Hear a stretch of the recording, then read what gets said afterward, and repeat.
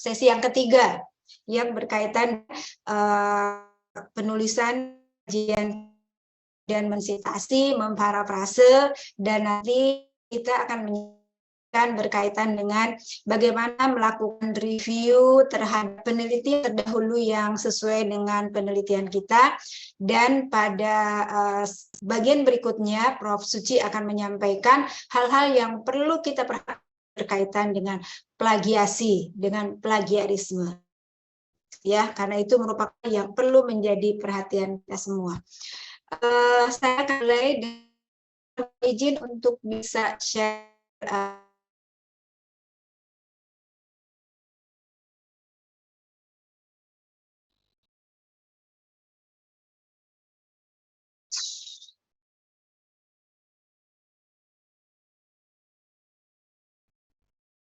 Sudah terlihat ya, Bu Astri? Terima kasih. Baik, Bapak Ibu semua, materi tidak hanya untuk teman-teman yang akan menulis tesis atau tugas akhir program, tetapi juga teman-teman yang baru mulai menulis, karena kajian pustaka, mensitasi, dan membuat parafrase ini juga dibutuhkan oleh kita semua pada saat kita akan menyusun penelitian. Pertemuan pertama atau pada sesi pertama sudah memperoleh informasi berkaitan dengan komponen dari tugas akhir program magister itu. Pasti akan berisi tentang pendahuluan, bab 3 tentang metode penelitian, tentang hasil, temuan, dan pembahasan, dan pada bab 5 tentang kesimpulan. Pada bab pendahuluan, Bapak Ibu teman-teman akan diminta untuk memberikan uraian secara analitis tentang konteks, tentang latar belakang, dan topik atau ide penelitian. Jadi pada bagian pendahuluan diminta untuk menyampaikan apa yang akan diteliti dan mengapa topik itu perlu diteliti. Kemudian pada bagian tinjauan pustaka, teman-teman akan diminta untuk menyampaikan tentang konsep yang digunakan dalam penelitian untuk menentukan link dari variabel yang akan diteliti oleh teman. Jadi bagian tinjauan pustaka, teman-teman diminta untuk apa variabel penelitiannya atau apa konsep yang menjadi dasar penelitiannya, bagaimana penelitian itu bisa instrumen dan macamnya.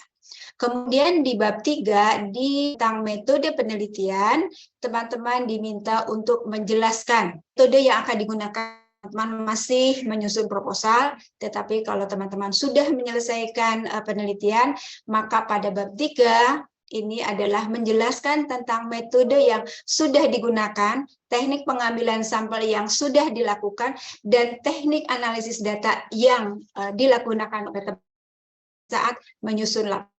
Perlu menjadi perhatian teman-teman, karena kadang karena bab 1, 2, 3 itu adalah bagian dari proposal. Pada saat teman-teman menyusun laporannya, metode penelitiannya masih seolah-olah menggambarkan tentang proposal.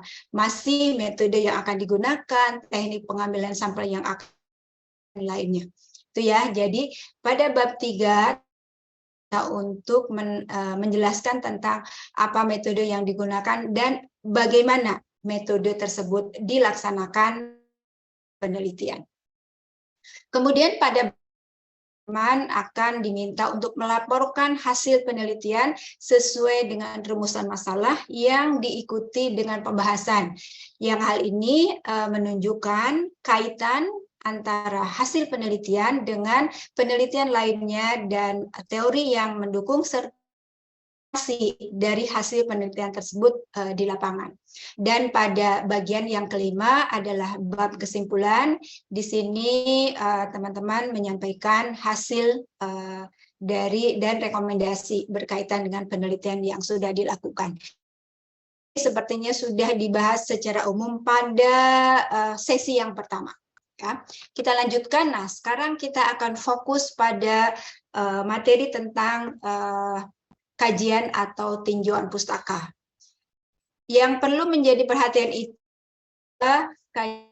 pustaka itu bukan mengumpulkan kutipan-kutipan dari berbagai hasil penelitian, dari berbagai referensi atau pendapat ahli, tetapi di dalam kajian pustaka ini kita harus melakukan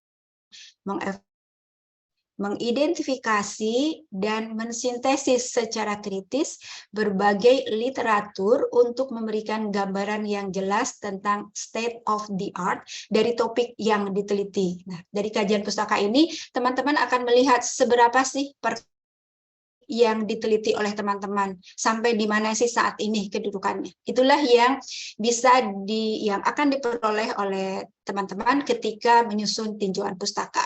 Selain itu juga melalui tinjauan pustaka ini kita melakukan pendalaman terhadap masalah dan terhadap teori dan konsep yang berkaitan dengan topik yang akan diteliti.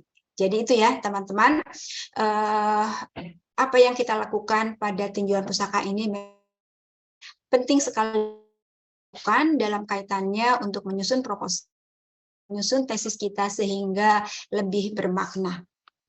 Nah, seperti yang tadi saya sampaikan bahwa tinjauan pustaka ini sangat penting dilakukan oleh para peneliti.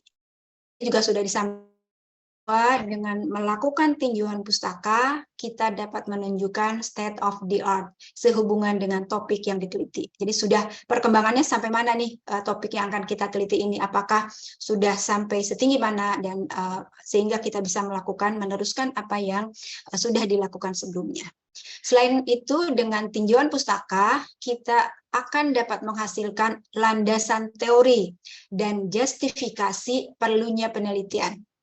Berdasarkan hasil kajian pustaka dan juga penelitian terdahulu, kita akan melihat apakah topik yang diteliti itu layak atau tidak untuk diteliti.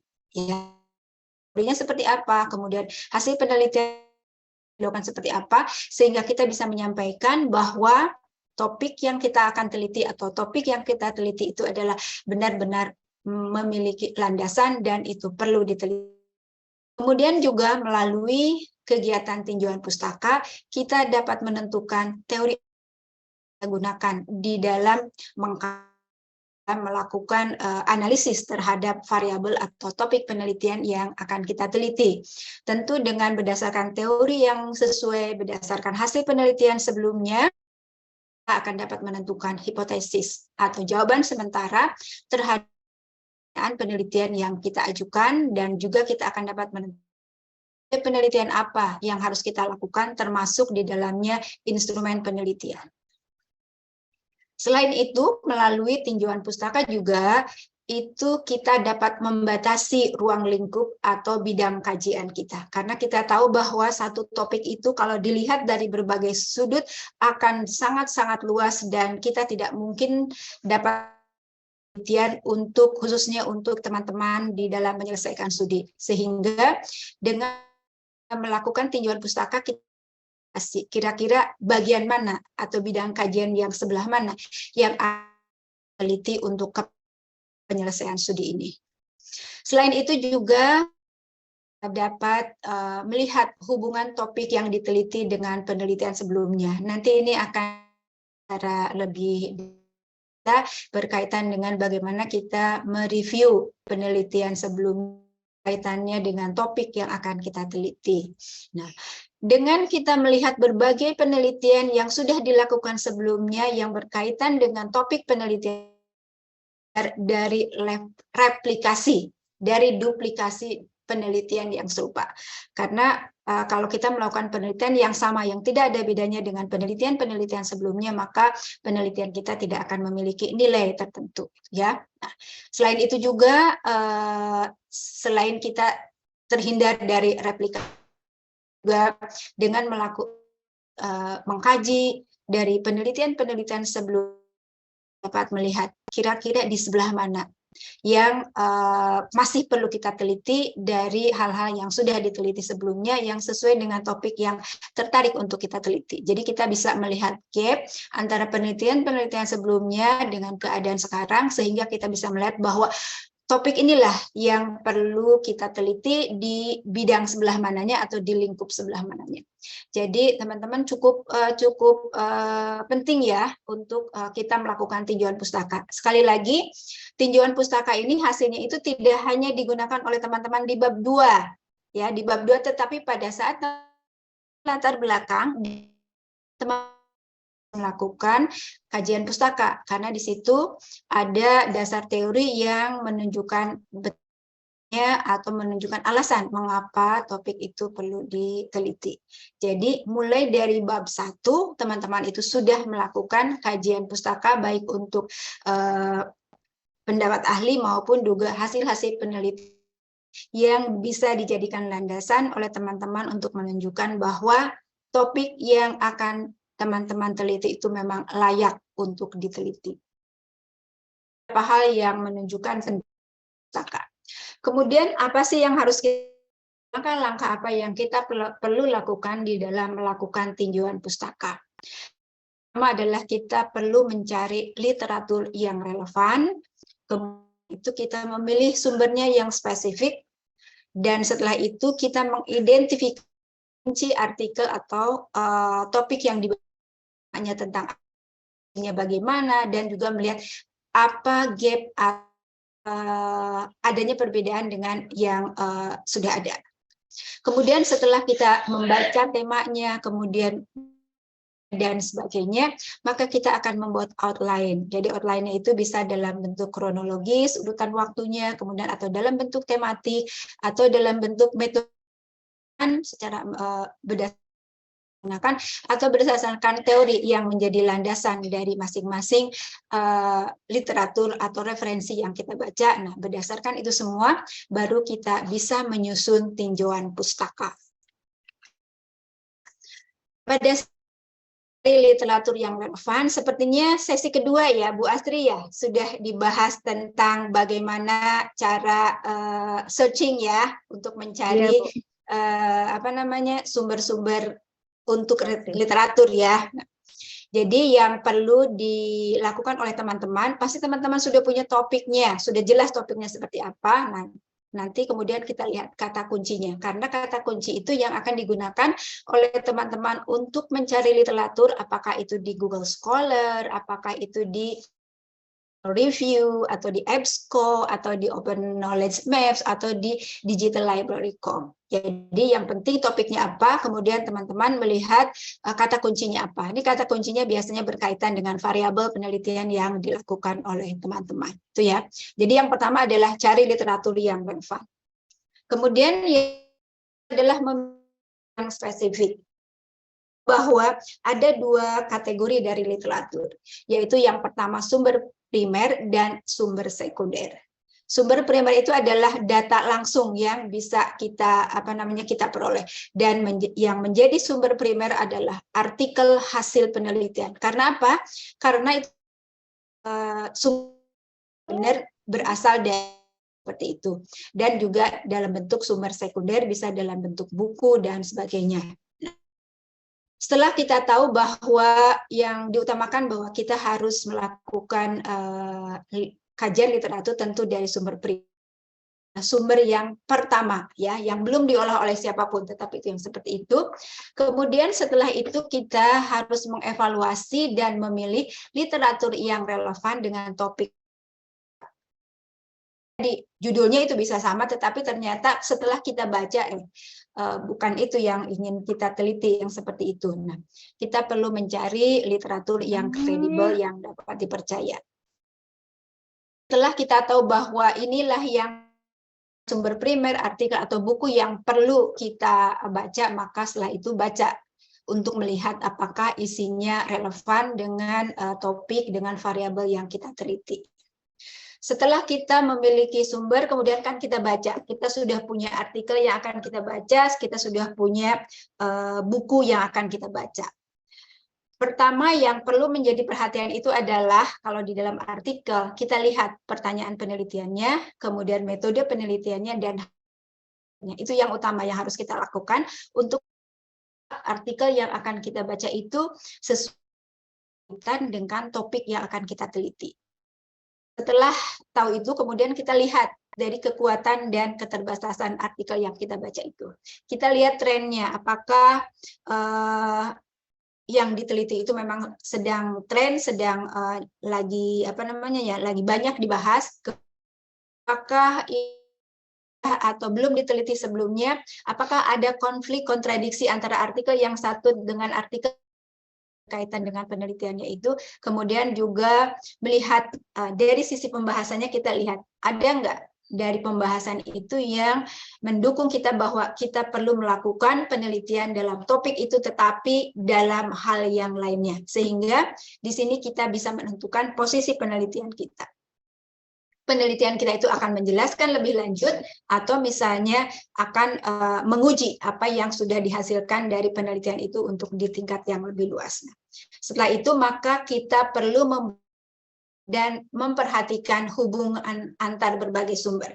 Jadi jangan sampai kita di dalam menulis itu ada satu artikel kita itu ya, seperti kemudian artikel yang lain nanti itu akan menjadi itu akan membuat teman-teman kesusahan. Tetapi dari awal kita mulai membuat catatan-catatan dalam satu yang kita bahas dalam satu variabel itu hubungkan berbagai sumber yang sudah kita baca, itu ya, seperti itu. Kemudian buat outline pada kajian pustaka itu bisa secara kronologis, bisa secara tematik, bisa dilihat dari sisi metodologi atau dari. Jadi kalau misalnya dari sisi kronologis ini kan artinya waktu. Jadi kita membahas topik tersebut itu dari waktu ke waktu, perjalanannya. Jadi perubahannya dari tahun ke tahun itu seperti apa. Tetapi kalau misalnya melalui tematik itu biasanya kita sajikannya sesuai dengan bagian-bagian atau topik-topik tertentu. Jadi tidak melihat secara waktu, tetapi lebih kepada tema-tema atau topik yang dibahas di situ. Kemudian kalau melihat outline-nya dari sisi metodologi, bandingkan hasil dan kesimpulan dari satu pendekatan yang berbeda. Mungkin dari hasil eksperimen seperti ini, dari hasil penelitian kualitatif hasilnya seperti ini dalam topik yang sama. Sehingga kita bisa melihat kira-kira mana yang pas. Mohon maaf.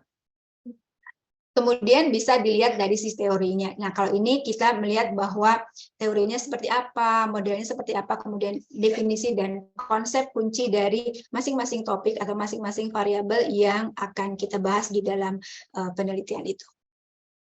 Itu adalah setelah itu kita membuat outline, kemudian nah ini yang mohon izin sebentar saya minum ya. Silakan Ibu. Maaf.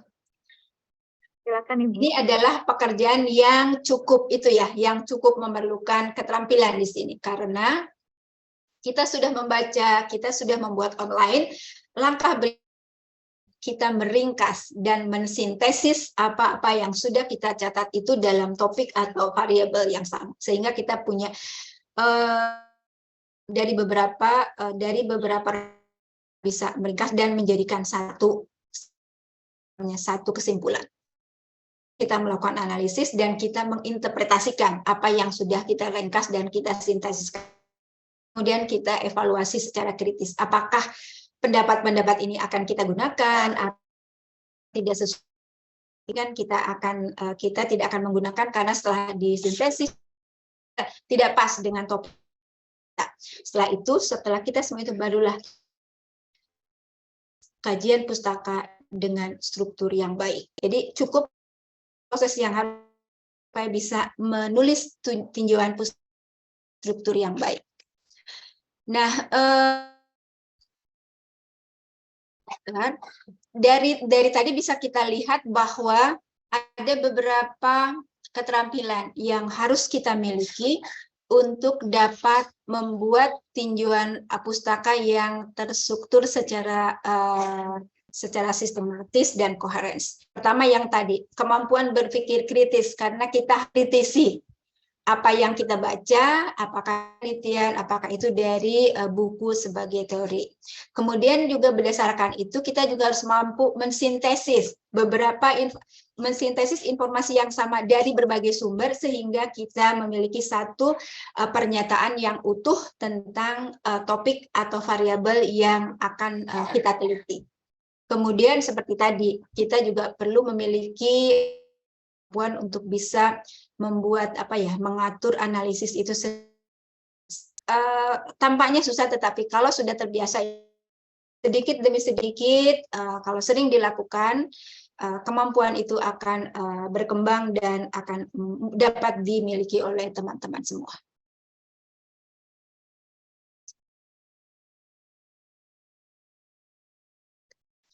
Nah, tadi kita sudah berkaitan tinjauan pustaka, pentingnya tinjauan pustaka, kemudian bagaimana menulis tinjauan pustaka seperti itu. Nah, pada saat kita menulis pustaka, itu pasti kita melakukan artinya mengutip pendapat atau hasil penelitian orang lain untuk kepentingan tulisan kita. Kita melakukan sitasi atau mengutip itu untuk menunjukkan bahwa pendapat dasarnya nggak tiba-tiba dari langit gitu ya, tetapi berdasarkan siapa sehingga kita bisa menyampaikan ide itu. Itu adalah seperti itu, dan juga kita melakukan sitasi itu dalam rangka kita menghargai karya orang lain yang kita cantumkan. Yang bisa kita banyak ragam sitasi yang bisa kita kutip ya, bisa itu kutipan langsung dalam bentuk kalimat utuh atau frase, kemudian juga kita melakukan kutipan dengan memparafrase, bisa di-refresh atau diringkas, juga kita juga mengutip kata-kata atau terminologi khusus atau unik, kita sitasi atau alur pemikiran penulis. Kemudian kita juga bisa mensitasi tentang fakta sejarah, fakta statistik, atau fakta ilmiah lainnya yang sesuai dengan topik, dan kita juga bisa mengutip gambar atau kumpulan informasi dari data yang sesuai, tentunya yang sesuai dengan topik penelitian kita dan artikel atau studi yang dirujuk kita. Jadi banyak yang bisa kita citasi. Untuk sumber citasinya disarankan yang pertama adalah dari buku teks, apalagi yang dari dari buku yang sumber utamanya. Jadi jangan dari buku teks, tapi kutipan dari kutipan dalam. Jadi buku teksnya yang harus langsung ya. Kemudian dari artikel jurnal seperti yang tadi saya sampaikan bahwa artikel jurnal itu merupakan sumber pertama dari literatur. Kemudian juga kita bisa juga melakukan dari tesis atau disertasi teman kita, kakak kelas kita dan sebagainya. Kan untuk melakukan yang bersumber dari kamus, kadang-kadang kan itu ya suka menggunakan satu kata, kemudian menurut kamus ini artinya seperti itu, nggak perlu kita lakukan di situ. Kemudian juga blog juga, itu juga tidak kita sarankan. Di Wikipedia kita juga tidak sarankan, dan juga untuk deskripsi, ini mengapa kita tidak sarankan? Karena teman-teman itu akan membuat tesis, ya. Kalau tesis rasa skripsi kan nggak enak.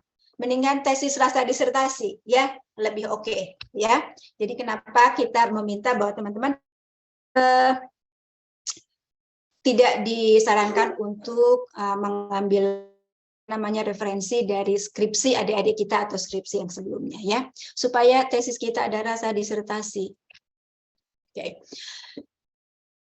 Kita lanjutkan dengan ragam sitasi dan mensitasi, ya. Jadi kalau sitasi itu artinya jenisnya, ya. Dan kalau ragam itu adalah proses, jadi kegiatan yang kita lakukan. Jadi ragam sitasi atau kutipan itu ada dua, ada yang dalam teks, jadi pada saat teman-teman melakukan, disitulah teman-teman kutipan di dalam teks. Tetapi pada saat teman-teman mengumpulkan semua sitasi, semua referensi yang disitasi di dalam kutipan, kemudian dicantumkan setelah kesimpulan, itu artinya daftar atau daftar pustaka. Jadi ada dua, yang satu yaitu di dalam teks, di dalam narasi, dan yang satu itu adalah kita membuat daftar kutipan. Kalau dari sisi mensitasinya, itu bisa melakukan mengutip atau mengutip tidak langsung. Artinya kalau mengutip langsung ya apa yang ada itu ya dituliskan di dalam tulisan kita. Kalau kutipan tidak langsung, parafrase, kita melakukan sintesis, pendapat ahli dan penelitian, kemudian melakukan ringkasan. Itu adalah kutipan yang tidak langsung. Kami mengharapkan teman melakukan kutipan tidak langsung dengan lebih baik. Diharapkan lebih kepada kutipan langsung. Ada memang hal-hal tertentu bahwa kita jadi ini berkaitan gaya lingkung atau gaya penulisan yang kita lakukan. Teman-teman bisa kalau di dalam ketika teman-teman berselancar lah internet, itu akan banyak gaya atau style di dalam penulisan gitu ya. Ada association style yang diacu oleh gaya selingkungnya ini masih SPPS ya, Sekolah Pasca Sarjana UT.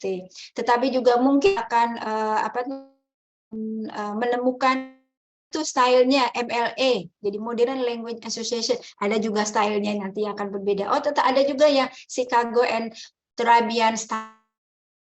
Kemudian ada juga American Medical Association style, ada juga. Jadi banyak style yang akan ditemui oleh teman-teman. Nggak perlu kaget. Jadi tetapi untuk penulisan tesis dan artikel yang untuk teman-teman mahasiswa di sekolah menggunakan APA ya. Tapi kalau misalnya nanti tiba-tiba teman-teman mau melakukan publikasi tertentu, dia menggunakan MLSI gitu ya, kita pelajari MLSI seperti apa, kita ikuti. Oh, ternyata di jurnal yang lainnya harus menggunakan Chicago atau Turabian style, ya kita ikuti sesuai seperti itu ya. Jadi teman-teman akan menemukan berbagai style atau gaya di dalam penulisan citasi ini ya, seperti itu. Tetapi untuk kepentingan teman-teman studi di Sekolah Pasca Sarjana UT, tolong digunakan yang APA itu ya. Jadi silahkan kalau ada yang pelajari yang lainnya akan lebih bagus, sehingga teman-teman bisa antara APA sama MLA sama Chicago seperti itu. Nah, yang tadi ya sampaikan bahwa tadi kan ada kutipan tidak langsung. Nah, yang kutipan kita mengharapkan teman-teman bisa melakukan kutipan tidak langsungnya dengan bagus gitu ya. Ada hal-hal tertentu yang mau nggak mau kita kutipan langsung. Untuk hal-hal yang seperti apa? Isi yang seseorang pasti kita akan menentukan kutipan langsung. Ya, jadi definisi itu kita menggunakan kutipan langsung. Atau misalnya kita ingin bahas penulis, kan cara penulisannya seperti apa? Nah, itu juga kita akan kita kutipan langsung. Karena apa? Karena kita ingin melihat tentang itu menyampaikan ide. Nah, kemudian juga kita akan melakukan kutipan langsung kalau kita ingin memberikan bukti untuk mendukung argumen. Ya, jadi misalnya kita punya pernyataan seperti ini, ada argumen yang perlu mendukung, boleh kita menggunakan kutipan langsung itu, karena kutipan langsung itu akan mendukung atau memberikan bukti terhadap pernyataan kita atau terhadap hasil penelitian kita. Dan kita juga boleh menggunakan kutipan langsung kalau kita akan menganalisa yang dikutip. Jadi pasti kita kutip langsung apa pernyataannya, isi pernyataan tersebut, akan menganalisis pernyataan tersebut. Jadi bukan tidak boleh kutipan langsung, tetapi juga ada hal-hal tertentu yang memang harus kutipan langsung, tetapi akan lebih baik teman-teman kalau dapat melakukan kutipan tidak langsung, sehingga tadi yang tingkat kesamaannya itu tentu akan lebih sedikit ya, sehingga bisa dan itu juga akan menunjukkan kemampuan teman-teman di dalam mensintesis. Jadi semakin banyak teman-teman yang dibaca tetapi itu bisa itu pernyataan yang merupakan sintesis, itu adalah satu prestasi yang sangat baik dari teman-teman. Nah, berkaitan dengan kutipan langsung, jadi ada aturan yang perlu kita perhatikan saat kita melakukan kutipan langsung. Jadi pertama kita harus mencantumkan nama belakang penulis, diikuti publikasi serta nomor halaman atau nomor bab. Ya, jadi itu karena ini langsung menentukan nomor halaman. Ini contohnya ya. Ini adalah kutipan langsung yang diambil dari buku yang ditulis oleh K-Mac dan Horzum pada tahun 2022, dan pernyataan gender and occupational status are predictors of learning, academic achievement and perceived learning, itu ada di halaman 2. Itu ya, membacanya seperti itu. Jadi untuk kutipan langsung kita harus ada nama belakangnya siapa, di tahun berapa itu diterbitkan, halaman berapa di buku itu dicantumkan. Nah, kemudian kalau tadi kan kalau kutipan langsung tapi pendek dalam masuk dalam uraian itu hanya ditandai dengan tanda kutip. Jadi teman-teman harus dilihat kembali itu catatan tulisannya tentang proposal TAPM yang itu. Kalau teman-teman tanda itu berarti teman-teman adalah melakukan kutipan langsung. Cek kutipan langsung itu harus ada. Tetapi ada juga kutipan langsung yang lebih dari 4. Nah, karena lebih gunakan tanda kutip, tetapi indentan masuk ke dalam blok. Jadi seperti ini. Jadi misalnya, selama pembelajaran online berlangsung, pimpinan perlu memberikan, memotivasi dan mengarahkan staf akademik serta memberikan berbagai online education. Nah, ini pernyataan online education sampai how to be creative. Ini ada yang diambil dari buku yang ditulis oleh Alton and Johnson tahun 2, dan pernyataan itu halaman 27. Nanti itu dicek betul nggak ada di halaman 27 ya. Artinya kalau teman-teman melakukan kutipan langsung itu bukunya teman-teman dan itu ada di halaman. Itu menunjukkan bahwa adalah kutipan langsung. Kemudian tadi kan yang jenis yang kedua dari kutipan itu adalah kutipan tidak langsung, dan yang bisa kita lakukan adalah melalui parafrase. Ringkas seperti apa? Yang perlu kita lakukan pada saat kita akan membuat parafrase, kita harus dan memahami dengan baik arti dari yang dibaca. Ya, memahaminya, mengalami kesulitan untuk membuat parafrase. Setelah kita baca, setelah kita pahami, kita catat apa konsep-konsep kunci yang kita baca tersebut. Kemudian setelah itu, setelah kita tahu bahwa ini konsep kuncinya ini, kemudian kita tulis dalam bentuk kalimat tanpa melihat tulisan aslinya. Ya, kita sudah paham maksud tersebut, konsep kuncinya adalah ini. Kita tulis dengan bahasa kita. Setelah itu coba bandingkan atau tulisan yang kita buat dengan ya. Kalau misalnya artinya tetap sama tetapi berbeda dari yang itu, melakukan parafrase dengan baik, buat sedikit penyesuaian pada frase. Kalau mirip gitu ya, itu buat penyesuaian supaya jangan sampai sama seperti yang itu. Setelah itu baru teman-teman tentukan sumber ide. Ya, tetap walaupun teman-teman itu parafrase dengan memahami, dengan menggunakan kata-kata sendiri, tetapi kunci itu adalah berasal dari bacaan orang lain, teman-teman harus mencantumkan dari mana berasa. Ada tips yang bisa teman ketika parafrase ini ya.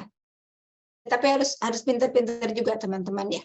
Misalnya kalimat pertamanya digunakan dengan kata-kata sendiri yang berbeda dari sumber aslinya boleh. Jadi kan ada perbedaannya di kalimat pertama kalau terjadi kita merefresh rasanya lebih dari satu kalimat. Kemudian menggunakan sinonim. Nah, tetapi ini perlu menjadi perhatian teman-teman ya. Ketika teman-teman menggunakan, perhatikan karena tidak semua sinonim itu cocok apa yang kita tulis ya. Jadi karena saya menemukan di tulisan teman-teman itu karena untuk melakukan parafrase kemudian menggunakan sinonim ketika dibaca jadi aneh. Jadi kalaupun menggunakan sinonim baca lagi pernyataannya itu bisa dipahami atau malah menjadi aneh, nggak bisa kita menggunakan itu. Kemudian kita juga parafrase ubah struktur kalimat. Misalnya dari sumber aslinya itu menggunakan kalimat aktif, ya kita menjadi kalimat pasif dengan tetap artinya akan itu, atau dari pasif menjadi kalimat aktif. Silahkan dicoba, tetapi tidak baca dan baca jangan sampai konsepnya sudah bagus, tetapi ketika kita salah memparafrase malah jadi hal yang untuk penelitian kita. Jadi atau bisa memecah misalnya dari satu kalimat kita jadi beberapa kalimat-kalimat pendek seperti itu bisa kita lakukan. Jadi ini adalah hal-hal yang bisa dilakukan oleh teman-teman untuk membuat parafrase ya. Silakan, tetapi sekali lagi dibaca lagi setelah maka masih tetap sama, kemudian juga susunan kalimatnya sudah baik atau tidak. Untuk misalnya ini kita ambil contoh, kita ini adalah news NL tahun 2018. Jadi narasi aslinya itu wisatawan asing dan domestik di Belanda naik di atas 42 juta pada tahun 2017, meningkat dan merupakan tingkat paling tajam sejak 2006. Kantor Statistik Nasional CBS melaporkan pada hari Rabu. Kita bisa memparafrasenya itu tetap kita cantumkan, tetapi dengan menggunakan kita. Menurut Kantor Statistik Nasional CBS, betul kan? Karena itu adalah pernyataan dari Kantor Statistik Nasional CBS. Belanda mengalami pertumbuhan dramatis dalam jumlah turis pada tahun 2017. Lebih dari 42 juta turis melakukan perjalanan ke dan atau di dalam negeri Belanda pada tahun tersebut. Merupakan peningkatan 9% dalam kurun waktu 12. Intinya sama kan? Narasi, tetapi kita sudah parafrase dengan menggunakan kata sudah dari satu kalimat menjadi dua kalimat. Jadi teks ditulis ulang dengan kata-kata sendiri, arti teks tidak berubah, sumber yang dikutip dengan benar sesuai dengan aturan. Itu yang perlu menjadi perhatian teman-teman ya untuk membuat parafrase. Nah ini juga contohnya seperti itu. Kalau ini Inggris, kita parafrase ke dalam bahasa Indonesia dari satu kalimat menjadi beberapa kalimat. Yang penting bahwa seperti yang tadi saya sampaikan, artinya tidak berubah narasi asli dan kita tetap mencantumkan sumbernya, ya, kemudian tahun publikasinya. Ini adalah contoh yang contoh yang diambil salah satu tulisan dari teman-teman, gitu ya. Di sini berkaitan dengan kepemimpinan kepala sekolah, gitu ya. Di sini banyak sekali buku, kita melihat bahwa banyak buku yang dibaca oleh untuk kepemimpinan kepala sekolah. Tetapi jadi seolah-olah ini adalah kutipan, gitu ya. Jadi hanya menyampaikan, tapi ini diperbaiki nih di halaman yang di bagian sebelahnya. lebih apa tuh namanya, lebih rinci, dan ini lebih mensintesis. Jadi tidak, bukan nanti jadi kalau saya membaca tetap kelihatan, karena di situ kita cantumkan semua buku, semua penulis buku yang dibaca oleh teman-teman. Bahkan dengan ini menunjukkan kemampuan sintesisnya sudah bagus, gitu ya. Jadi seperti itu, ini sudah sintesis. Semua yang dibaca itu ada di dalam kalimat tersebut, di dalam paragraf tersebut. Jadi justru ini yang akan menunjukkan tingkat kemampuan sintesis teman-teman di dalam membuat tulisan, ya. Nah, ini juga, ini kalau ini sih yang lain lagi. Ini menyampaikan penjelasan, kemudian disimpulkan. Setelah kesimpulan itu masih definisi yang diberikan, perhatikan pada saat teman-teman menyusun. Biasanya kan teman-teman menyusun dari bukunya itu kan tiba-tiba ada lagi penjelasan. Nah, dibutuhkan kemampuan teman-teman untuk menganalisis, mensintesis, merumuskan kesimpulannya itu setelah baca referensi yang dibaca oleh teman-teman. Jadi kalau sudah disimpulkan ya gitu ya, nggak ada lagi penjelasan tentang yang sudah disimpulkan tersebut. Itu ya, di dalam melakukan citasi juga seperti itu. Oke. Kemudian citasi untuk kutipan dengan satu penulis ya. Tadi sudah disampaikan bahwa misalnya ada tanda kutip. Kalau untuk kutipan tidak langsung, tidak ada nomor halaman, lain dari bagian yang tidak diperlukan kecuali bagian tertentu dari teks yang dirujuk, ya. Jadi misalnya ini adalah kutipan langsung, kutipan tidak langsung dari Baby tahun 2009. Ya, ini artinya kutipan langsung yang diperoleh dari buku atau referensi dengan satu penulis. Kemudian kalau dua penulis masih sama, dua-duanya kita harus cantumkan. Jadi tidak boleh hanya satu yang dicantumkan, tetapi harus dua-duanya nama penulisnya dan diikuti dengan tahun publikasi. Kemudian bagaimana kalau dengan referensi dengan 3-5 penulis? Nah, ini ada dua pilihan yang bisa dilakukan oleh teman-teman. Pernyataan ini diambil dari buku atau penelitian sepertinya, penelitian atau artikel yang ditulis oleh Afriana, Permanasari, dan Fitriani tahun 2016. Jadi ini penulisnya itu 3 orang. Nah, kita bisa menulisnya tiga-tiganya kita cantumkan, kemudian diikuti dengan tahun publikasi, atau kita menggunakan Afriana et al. Tahun 2016. Jadi boleh pilih, boleh yang dicantumkan tiga-tiganya atau menggunakan tanda et al. Untuk menunjukkan bahwa pernyataan ditulis tidak, tetapi minimal oleh 3 orang, ya, seperti itu. Kemudian kalau misalnya lebih